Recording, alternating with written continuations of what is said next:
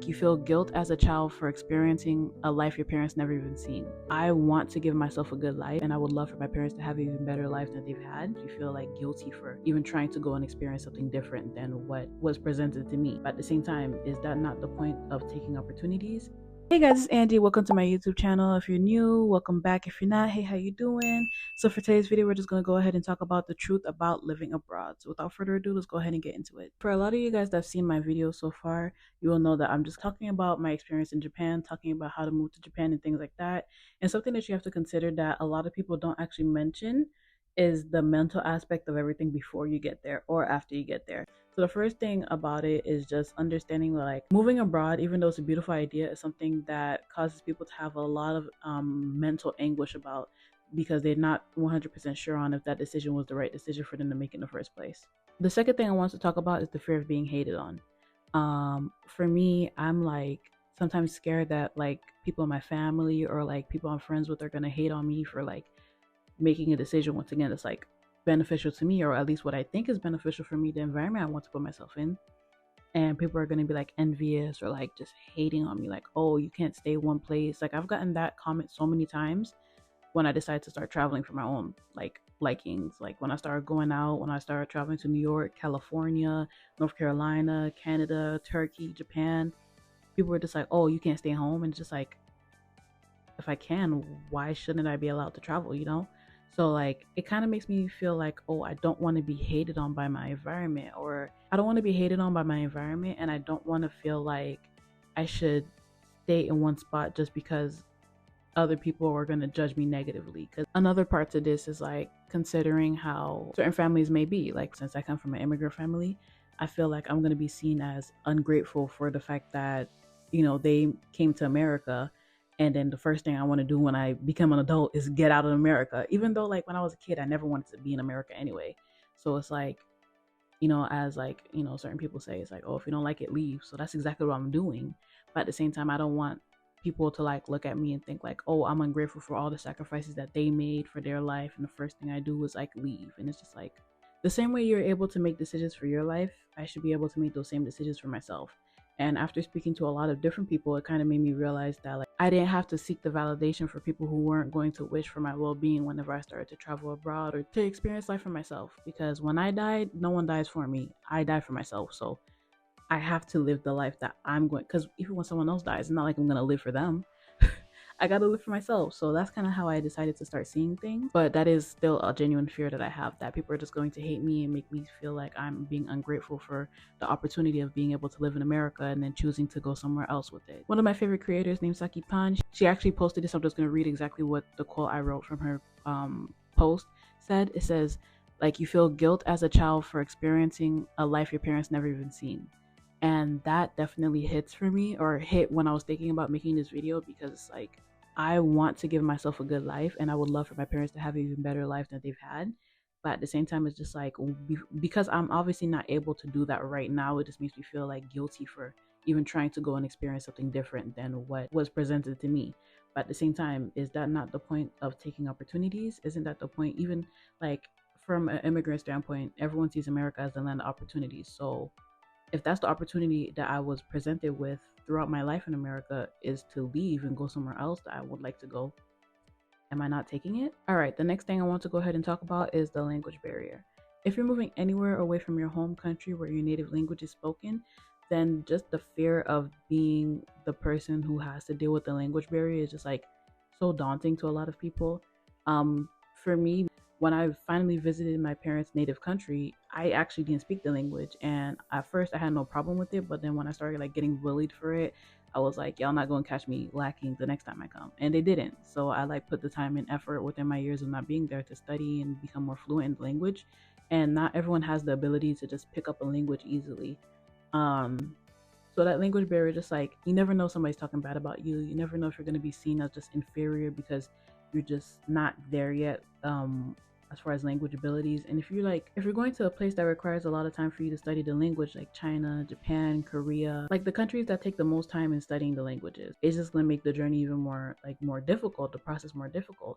So that's another thing to consider. Just whenever you're moving abroad, there's going to be a language barrier, and you may not be able to do anything about that for the first year, first couple of years, and it just may. And if language acquisition isn't your strong fort, you may be sitting down for like maybe even 10 years and you can't even pick up the language. So that's just something to consider as well. But as far as some creators that I follow, like Node and Kawaii Coco, they both mentioned that like if you go to Japan, you have to understand that you're making a big financial risk because the yen is weaker than the US dollar as far as right now, as far as this moment. And a lot of jobs don't pay you the way that American jobs do pay you. Like the economy is just lower, which is why goods are cheaper. Certain jobs people would get paid $40,000-$50,000 a year for. Over here they get paid for like $19,000-$20,000 in Japan. And you know, it's just like those are some of the difficulties that you have to understand. Kawaii Coco specifically said like if you're going to Japan, make sure you have like a very good trade skill or something like that, something that makes you stand out above like a Japanese person if you want to go there, because a Japanese person will never take the risk, or a Japanese company will never want to take the risk on hiring a foreign worker when they could always hire one of their own workers. Noda, she's posting about like, or she's posted about the fact that whenever you're working for a Japanese company, if you don't get hired prior to a specific time, you have a high probability of not even getting money until like the next month, the end of next month, because you only get paid once out there too, for a lot of jobs and things like that. So I just think like what I would, or what can come of like me being in Japan as far as financial purposes. How can this affect me? Is this the proper financial decision I'm making for myself and my future? And another thing I want to go ahead and talk about is legal and bureaucratic challenges. I know so many creators who has been talking about like they have trouble going to certain places in Japan because like they try to get something done and then they go to the place and then there's like a language barrier, or they walk around in circles. You have to genuinely ask, is this a stress that you want to deal with? Like they have something called like the cycle, where you get to Japan, you need a bank account, they tell you need a phone number, you get a phone number, they tell you need an address, you try to get an address, they say you need a phone number or a bank account. And it's like, yeah, some companies do help you, but what about the people who don't have companies? Like they're telling you like you have to wait 6 months to get either a phone number or a bank account. And just like, what? Like imagine if you get a job earlier than that, how are you going to be funding your life? How are you going to be depositing your money into any type of entity so that you can get your paycheck? All of these things, like renewing your visa at the end of the term, if you don't have a supporter or like a sponsor who's helping you with this type of stuff, you have to consider if this is really going to be it for you. Yeah, Japan is tech advanced whenever it comes to like certain things. Like I saw like a robot dog dancing in the middle of the street of Shibuya, but everything is handled in paper, like, and in Japanese. Imagine you trying to go to the people at the like a bureaucratic office, at a legal office to get your visa, your residence, or something done, and like you can't communicate with them, and then like you have to bring your own translator or something like that. There's so much struggles that comes with dealing with the legal stuff behind Japan. The next part I want to go ahead and talk about is the fear of failure or regret, and I think that hits me so hard. It's just like I make all my plans, and then because of my last trip of Japan that kind of just went wrong, it's like I already felt like a huge failure. I ended up regretting going on that trip altogether, but I met so much amazing people that I just can't let myself get into that negative mindset. But like still thinking about like, what if I mess up? What if this trip is not for me? What if this move is not for me? And it's just like you don't know what to expect, to the point where you're just sitting down trying to doubt yourself and say like, or tell yourself that you can't do it. That's the I deal with all the time. Like I'm just fearful of making the wrong decision, because I don't like, I feel like I've made a lot of bad decisions, and even though that's what life's supposed to be consisting of, like you definitely still have that scare on like, oh, am I doing the right thing? Am I doing the right thing? Is there anybody that's going to be there to guide me? All right, one of the last things I want to go ahead and talk about for this topic is just health and safety concerns. The reason why I even created the video about being Black in Japan was talking about my experience, even though there were like multiple short-term experiences. A lot of people of color fall under safety concerns. They want to know if they're going to be threatened, if they're going to feel like they're going to die if they go to certain countries, because there's a lot of countries that just don't like us. Like, to be honest, are your medical needs going to be able to be like handled when you're out in Japan? Prior to me even like considering going there, I'm always making sure if there's like clinics that handle the things that I have going on in my like health, immune system and stuff like that, because I would hate to like be in Japan at any moment and not be able to have someone who could tend to me medically. Like, am I just gonna die? Like, I would hate for that to be the case for me. So that's why a lot of people do consider that. The next thing I want to go ahead and talk about is just homesickness and nostalgia.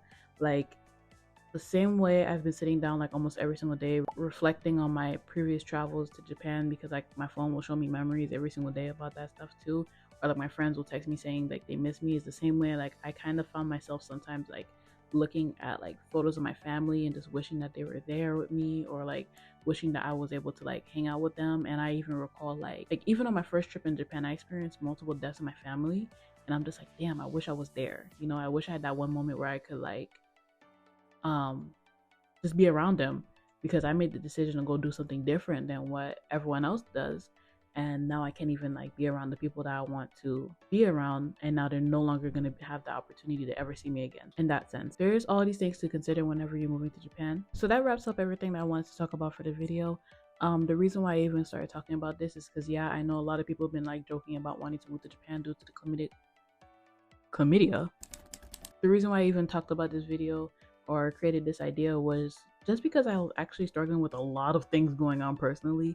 I'm just thinking like, oh, I don't want to like feel like I don't have my family around me, which put a lot of pressure on me, just trying to make sure I can bring a bigger income so that I can just be like, hey, like I'll pay for it as long as y'all can come visit me and stuff like that. But then another thing is like, I know a lot of people have been joking about going to Japan due to the political climate in the world, and like these are the things you need to prepare for if you are traveling abroad, if you are moving abroad, or if you are going to Japan specifically. Because if you're not preparing for these things, you're going to be hit like with like the worst depression ever, and it's not going to be pretty. So yeah, these are things to actually think about. This is in no way to be like a sad video, a downing video. This is just giving you like the brutal reality of a lot of things. And I just want to talk about things that like are like actively like bothering me and bothering a lot of other people. So there's no like solution that I want to give to this video, but just know that you're not alone if you do think about these things, if you do feel these things. Because although there are solutions to all of these problems, like the point of this video is to let you know that other people are feeling the same way that you feel. You're going to feel the same way as other people are currently feeling, and every single person who has moved abroad has felt the exact same way. Don't feel alone in this situation if that's the case for you. I know for me, even though I do feel alone because like I have nobody to really talk to this about. Like I follow a lot of creators, but it's not like they're my mutuals or anything. So like no one actually tells me like, oh, like you'll be okay, or like anything like that. But I just kind of just know that like, or I was just kind of raised in like a strict household where it's like, you made your mess, lay in it, you know? So I know that whatever choice I decide to make, I'm just gonna have to stand behind it and stand on my own 2 feet, regardless of wherever I go, whatever I choose to do with my life. So I'm not giving that advice to you, because obviously a lot of people do need to be treated tenderly whenever it comes to just dealing with things emotionally. But that is just things that's been on my mind, and that's the information I have for you guys today. But without further ado, that's going to be all for today's video. Don't forget to like, comment, subscribe. If there's things that you've been dealing with that's been on your mind, or that you have dealt with in the past, go ahead and like drop a comment below, just so that other people can know who are trying to make this move, whether they're serious or not. Like if this is just something on their mind, go ahead and leave a comment so that other people can know that this is something that is very common, and that it's not something that's going to like completely stop your shine. Like you could do whatever you want and still have moments of like, I miss home, or this is the things I'm scared of. Like you can still have those moments. So go ahead and leave a comment below. I hope you guys like my new mic. I'm really happy that I got it. I hope you guys like my makeup too. I really took my time to do it today, although I don't really like my eyeshadow, but it's okay. But without further ado, Auntie's out. Peace.